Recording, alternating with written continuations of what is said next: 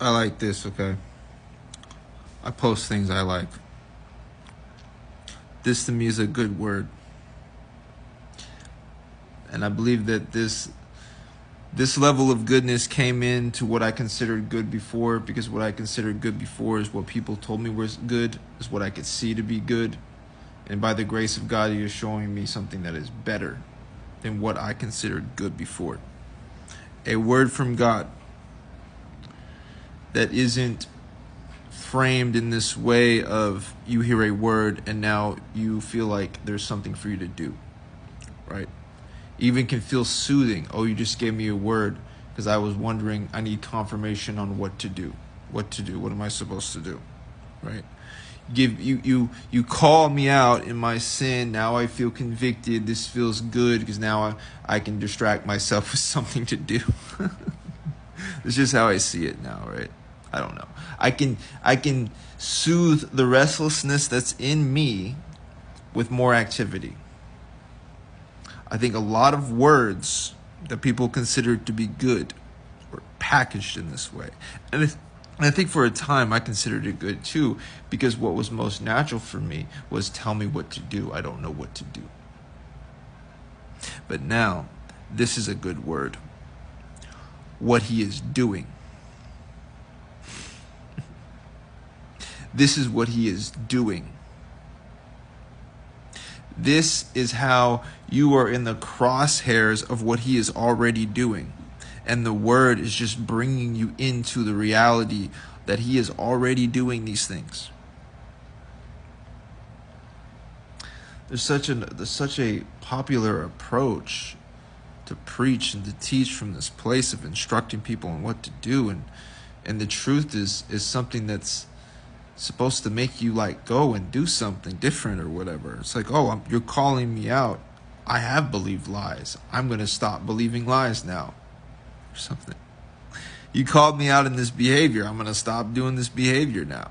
Like, it's like, shit sucks, dude. But instead, this is where I think God, over the years, because I remember Him telling me this, and I've posted about this before, but it's very prominent. See, all of the expectation was on me. So the way in which I would hear from my Father was He would instruct me and command me on what to do. And where I was lacking, struggling, and falling short was obeying Him. And I was being disobedient by my many behavior choices. Those sorts of things. Such heavy weights on the children of God. Such heavy weights that were on me. And I remember Him saying to me, less expectation on you, more expectation on me. And when you come from a place where you feel like every word is for instructing you to do something, I took that and I said, okay, the way in which I've been conformed by the world to know how a father operates with his son is you were telling me what to do. Now I must put it upon myself and ask for your help, of course. How do I put the expectation on you and less on me? Well, of course, the world shows me how to do this and the church shows me how to do this. Whenever there's a situation that comes up that's too heavy, I will give it to you. Sure, there's some truth in that. There's some good practice in that. But that is small-minded compared to what God meant, which was a shift in the atmosphere where He was like, I'm going to begin teaching you a new thing. And I'm only announcing it to you before I spring it into being. And I'm bringing you into the work of my hands. I'm bringing you into knowing that I am beginning a new thing with you. Less expectation on you and more on me. Meaning I will produce the word in which I spoke to you. That will be good. Because it will not rely upon me doing anything. But it will rely upon the grace of God that has now produced something that cannot be torn down. When you have that level of goodness, everything else doesn't seem so good anymore. We're like, what do I do? What do I do? It's because we feel like orphans. We don't know. And we associate our calling and our purpose with something to do for God. And that to me feels very cheap now. Because it will be relational currency. It will be in relationship. You will see, I am seeing That it's not he is calling me to do something, but to be in a relationship with him where he's opening my eyes to who he is in my life, that then it's becoming the way in which I am. And the way in which I am speaks louder than like, hey, do this or do that. Because that's what I think that we do in the church, or when we get into this whole thing. And there's so much emphasis on words that have to do with callings and gifts and this, and you can go and do this for God, do this for God. And then, but that's what you have to give to another person when they say, what is God like? No, I think the richest thing that you actually have is the relational currency. What is God like? Well, I will show you, I will tell you what he is like in the way in which he is revealing himself to me, that takes all of the other weights off of me, because he's the one that's choosing to reveal himself to me in the way he's revealing himself to me. And I am just a witness to my own transformation. And I'm just a witness to what he is doing with me, who he is in relationship, going into the dark places in me.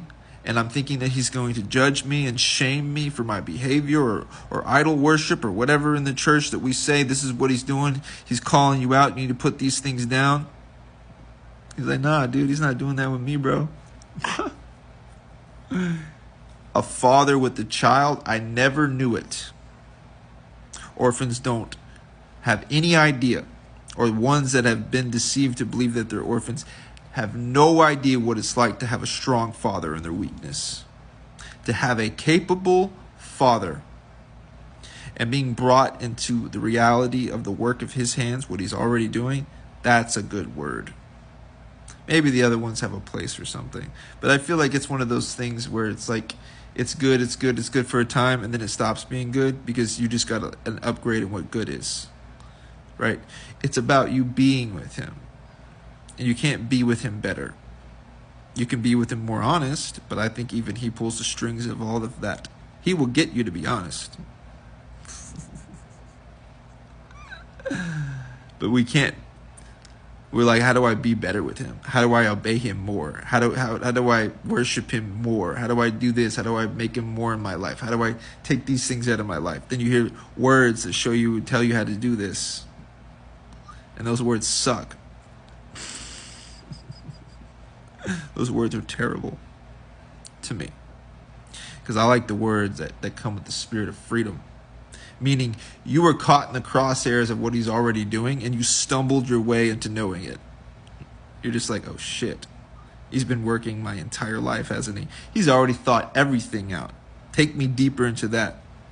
I will go a mile deep and an inch wide before I go a mile wide and an inch deep. Like, I'm not going to stretch out and try to cover that much ground. I will find the one thing that's actually good and just go deeper into that. And this is, to me, is what we actually have to offer the world. Because I don't know what else we're offering. I don't know how else we are representing God other than our actual relationships with him. And what he is and how he is revealing himself to you. Because otherwise, it's just a recruitment program. It feels like a pyramid scheme or something. It's like, what are you like calling people like into? It's relationship. It is. It's like, and you are where you are with God. And you will be where you're not with God right now when he takes you to a new place. And he will take the expectation off of you and put it on himself. And he will produce that and make that real to you. And you will see that he did it by using your weakness. And then what you will tell another person is, oh, it's not about doing all of these things. It's not about your calling or your purpose as it relates to what you're going to do for him. It's about something you could never know until you were brought into it. What it's like to have a very capable father in your weakness. What it's about to have someone who's already thought out your life. Someone who is with you in suffering. Someone who is with you all the days of your life. I think that's the richest currency that you could ever have, is the knowing, the depth of knowing that is, he is with me. It seems to, I don't have very many questions anymore. I don't need those words or this word, because the one word, he is with me, it's just becoming a greater reality. And that level of goodness is just like curb stomping the older one. I'm just like, bye. Felice.